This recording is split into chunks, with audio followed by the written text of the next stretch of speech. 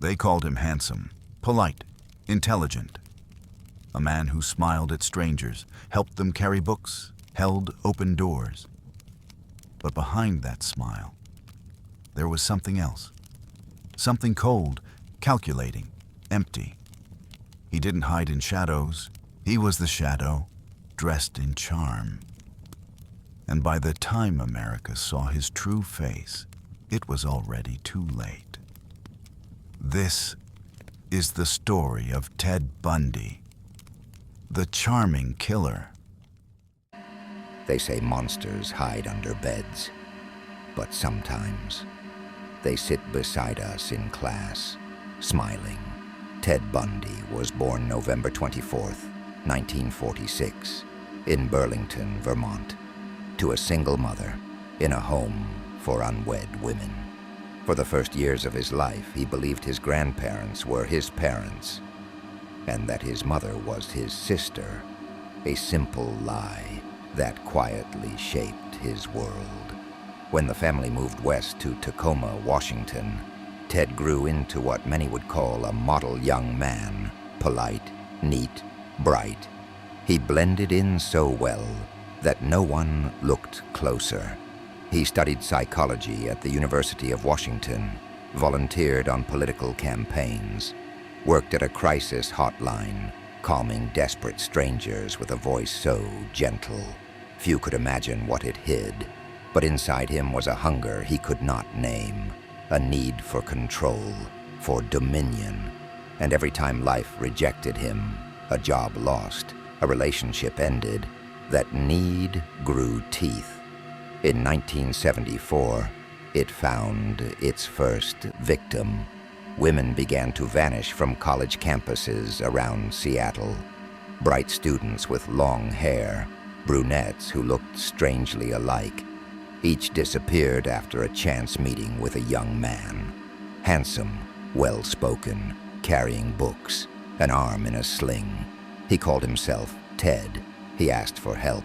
They followed him and were never seen again. The pattern spread south to Oregon, then east to Utah and Colorado. Bodies surfaced in wooded ravines and mountain foothills, showing signs of brutal violence. Investigators from different states compared notes.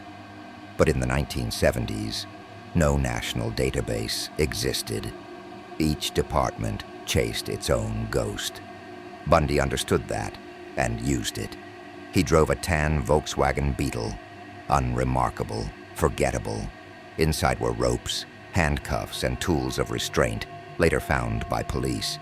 He called them props, as if his crimes were theater, and he was merely playing a role. When friends spoke of him, they used words like charming, intelligent, helpful. Even after his arrest in 1975, after a trooper found the mask and crowbar in his car. Some still couldn't believe it.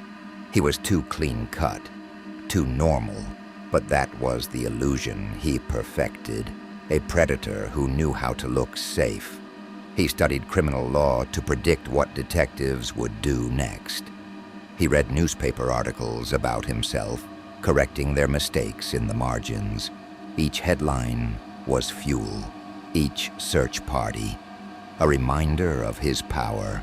And as investigators closed in, Ted Bundy smiled more. Because for him, being hunted was part of the game. He once said calmly, "We serial killers are your sons, your husbands. We are everywhere, and there will be more of your children dead tomorrow." It wasn't a threat. It was a statement of fact, and he believed it.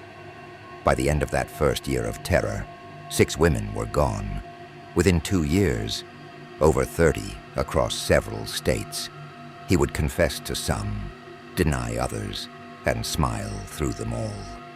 Because Ted Bundy's greatest crime wasn't just what he did. It was how easily he made the world love him while he did it. He was a man made of 2 faces, the one that looked into yours and the one that looked right through it. And by the time America realized which was real, it was already too late. By 1975, the mask was beginning to crack, but Ted Bundy still believed he was smarter than everyone in the room. When police stopped him in Utah that August, it was nothing more than a traffic violation. Yet inside his Volkswagen Beetle, they found rope, handcuffs, a ski mask, and a crowbar, the tools of a predator hidden in plain sight. Still, Bundy smiled. He insisted it was all a misunderstanding, a mix-up. He joked with the officers, calm, polite, disarming. They let him go that night. But the illusion wouldn't hold forever. Eyewitnesses had begun describing a man named Ted, a charming young man with a sling on his arm, or sometimes a cast, a man driving a tan Beetle.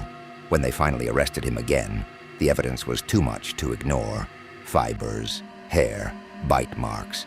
But Bundy was no ordinary suspect. He was a showman, and the courtroom was his stage. He fired his lawyers and represented himself. He studied case law at night, rehearsed questions, memorized witness names. He knew the cameras were watching, and he played to them. He smiled at jurors, complimented reporters. He even proposed to a woman in the middle of his murder trial. People couldn't look away. Here was a man accused of unspeakable crimes, and yet he looked every bit the polished professional, clean-cut, articulate, intelligent. The press called him handsome, charismatic, brilliant. He called himself misunderstood. But Bundy wasn't fighting for innocence. He was fighting for attention, for power, for control. Even as the walls closed in 1977, he escaped custody for the first time. He'd studied the courthouse layout, waited for the right moment, and leapt from a second-story window.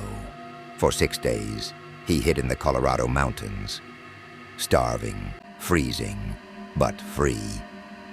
When they caught him, he smiled again.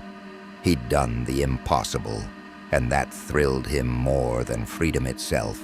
Months later, he escaped again, slipping through a hole in the ceiling of his jail cell. He'd lost weight to fit through it, stole a guard's clothing, walked straight out the front door. He drove south to Florida, and in the darkness of his second life, the violence returned with a vengeance. January 15th, 1978, Florida State University, Chi Omega sorority house. 2 women dead, 2 more brutally beaten. Another young woman attacked in her apartment soon after. The illusion of charm was gone. Now there was only chaos. The hunger had consumed the performance, and even Bundy seemed to lose control. When police finally caught him in Pensacola, he was driving a stolen orange Volkswagen. The officer who stopped him didn't know who he had in custody, until Bundy's grin widened and he whispered, "I wish you had killed me." His fingerprints matched those from multiple crime scenes, his teeth to the bite marks left on the Chi Omega victims. And yet, when he entered the courtroom once more, he looked like a man attending a press conference, polite, composed, wearing a suit, and that same unshakable smile. America was divided. Half of the country watched in horror. The other half watched in fascination, because Ted Bundy didn't just commit murder. He dismantled the illusion that evil had a face we could recognize. Behind that perfect smile was a void, and soon the man who had controlled every story about himself would face a truth he could no longer manipulate. He thought he could charm his way out of death. He was wrong. By 1979, the curtain was finally falling. But Ted Bundy, even facing death, refused to step out of the spotlight. He walked into the courtroom in Tallahassee like a man arriving at a lecture, not a trial. He smiled, waved, whispered jokes to reporters. The cameras adored him. He adored them back. The evidence was overwhelming. Fingerprints, witnesses, the bite mark analysis that matched perfectly to his teeth. Still, he argued, cross-examined, and smiled his way through testimony. At one point, he looked directly at the jury and said, "I'm not guilty of anything." It was not a plea. It was a performance. When the verdict came, guilty, he showed no fear, no anger, just that same faint grin.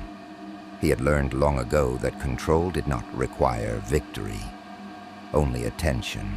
In the years that followed, he sat on death row at Florida State Prison. He gave interviews, long conversations with journalists and psychologists who wanted to understand why. He offered fragments, half-truths, contradictions, glimpses of empathy that vanished as quickly as they came. Each confession was a negotiation for more time. When asked how many he had killed, he smiled and said, "Add a digit or two to the number you think." No one ever knew the exact count. The FBI estimated more than 30 victims across 7 states. Some believe there were many more.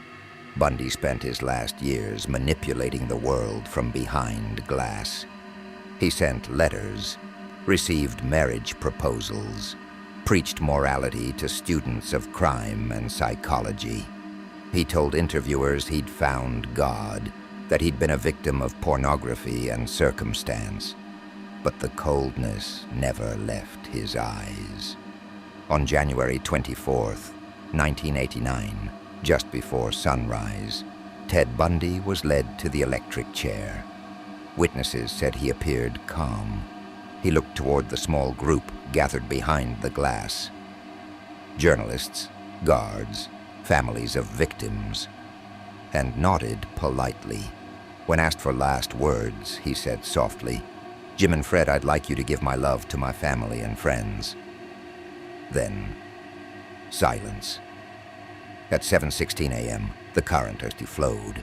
The man who had studied death became it.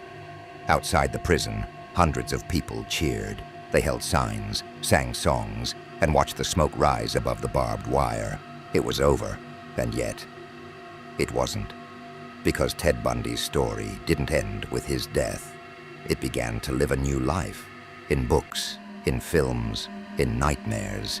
He became a symbol of charm turned weapon, intelligence turned predator, proof that evil could look ordinary. Psychologists still debate what made him.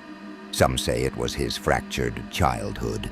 Others, a brain disorder or a hidden psychopathy that had learned to mimic humanity too well. But perhaps it was simpler. A man born without empathy in a world that mistook confidence for kindness. Bundy himself once told a journalist, "Guilt doesn't solve anything, really. It's a waste of energy." That line, cold, detached, was his truth. He left behind 2 legacies. The victims who deserved remembrance and the mirror he held up to society. A reminder that monsters are not born in darkness. They grow in plain sight, fed by trust, by denial, by fascination. And as the years pass, people still speak his name, not to honor him, but to warn. Because the face behind that smile, the one that fooled so many, was not a mask. It was the truest thing he ever wore. Evil doesn't always announce itself. Sometimes it shakes your hand.